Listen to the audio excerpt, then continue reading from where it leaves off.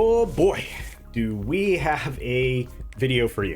That's right, as the SAG-AFTRA part of the strike rages on, a harsh spotlight has been cast on the dire financial realities faced by Hollywood's actors and personalities. They've had to look to desperately distasteful avenues they once thought below most of them. Enter the fan interaction lifeline of Cameo. That's right, Cameo, that online platform where fans can request personalized celebrity videos in exchange for a flat fee. This impersonal, faux personalized service has seen an astounding surge in activity since the strike's commencement all the way back on July 14th, because again, the actors haven't been at it as long as the writers have. But this once influencer-dominated hub for shoutouts by favorites like our friend, as from Heel vs. Babyface, and many more like him, is now seen as a savior by many actors who once thought fans were well beneath them. So, let's talk about it. Here we go!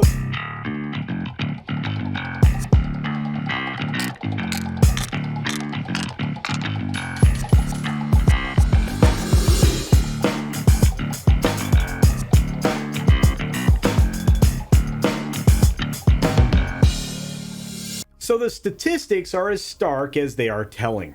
Right now, there are over 2,400 performers grappling with a grinding halt in their usual income streams.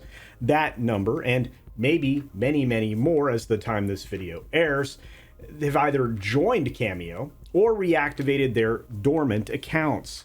The surge is nothing short of extraordinary, according to Cameo's CEO, Stephen Glanis. Now, he's been reporting that there's a staggering 137% increase in this activity.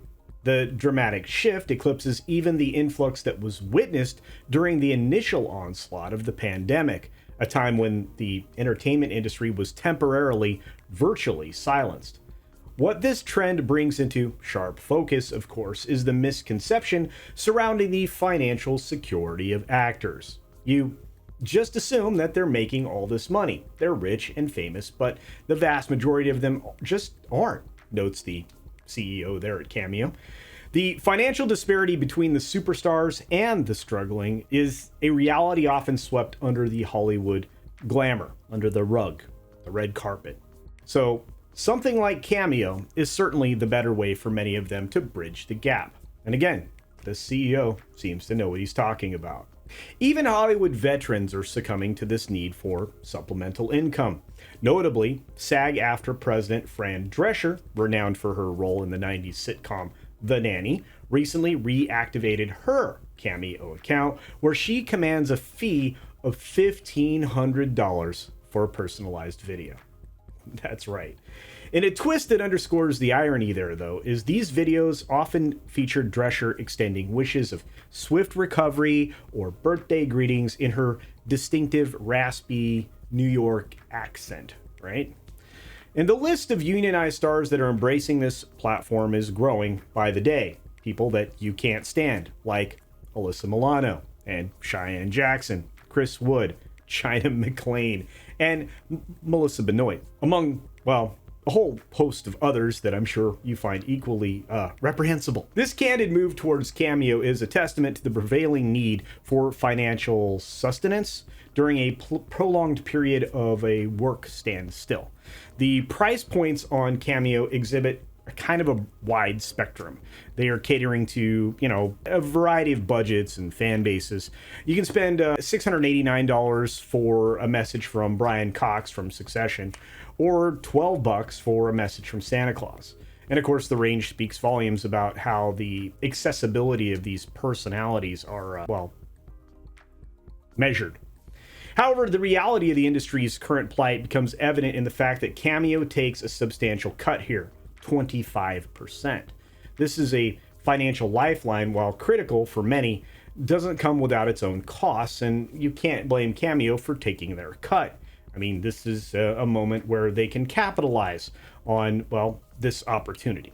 For many actors, Cameo's role is more symbolic than transformative. I mean, you've got Fred Stoller, a permanent TV guest star, I guess, saying that he recounts his journey from using Cameo to making announcements such as fantasy football picks and even handling marriage proposals.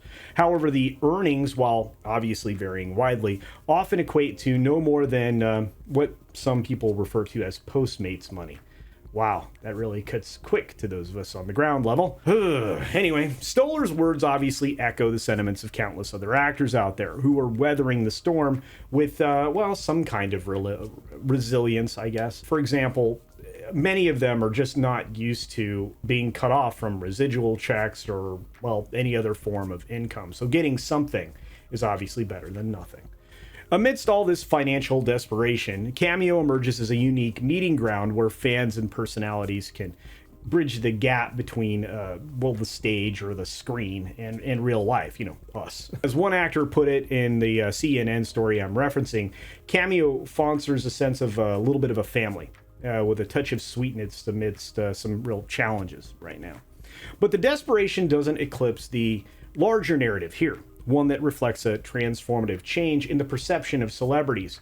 You see, they've put themselves down on ground level, and, well, maybe that wasn't where they wanted to be. The pandemic obviously shifted that lens from the red carpet to our living rooms, where social media interactions flourished and often caused damage for a lot of these quote-unquote personalities and fan favorites.